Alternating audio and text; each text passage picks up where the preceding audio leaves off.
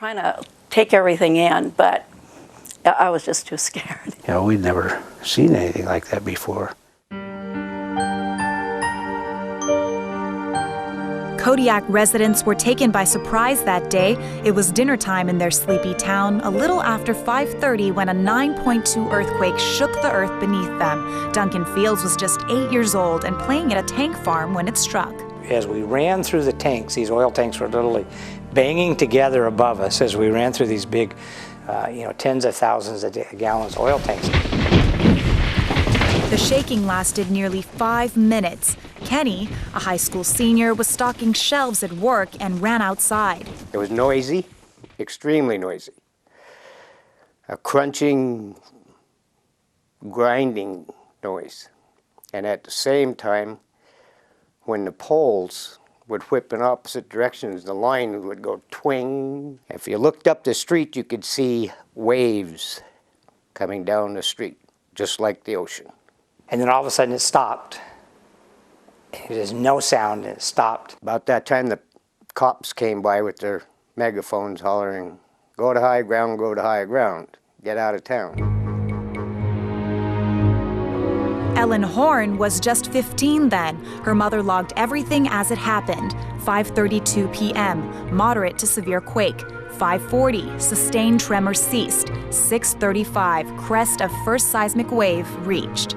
My mom was cooking dinner, so she packed up the dinner, and Dad rounded up the kids, and we all went in the van up to the base of Pillar Mountain. And there was this huge traffic jam. It was a full moon as families gathered on that cold night. The Bukers were among the first at the top of Pillar Mountain. No one was prepared. We weren't prepared with blankets or food. Most people stayed there, but Ellen and her family returned to their home after the first wave. There was ice cakes in the basement all around. We were starting to clean up, and then we hear this big roar, and my dad looks out, and there's another wave coming. They quickly evacuated to safety as the second wave surged inland. The entire horizon out past these islands, or out past Long Island, was just this tumultuous body of water, and you could just see it churning, and it looked like the entire ocean was coming at you in this way.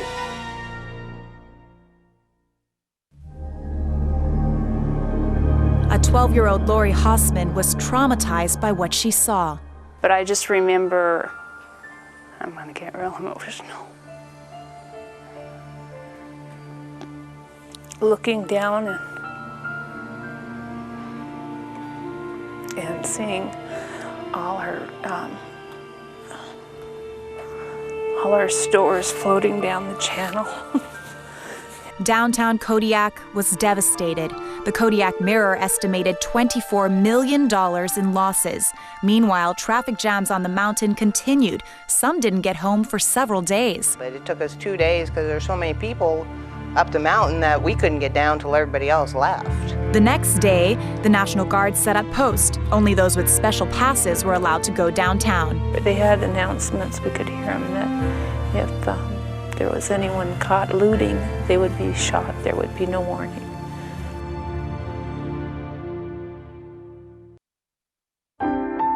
Finally, urban renewal came into town to rebuild, while families struggled with reconstructing their lives. It was a very traumatic time. And I think you should only go through one in a lifetime.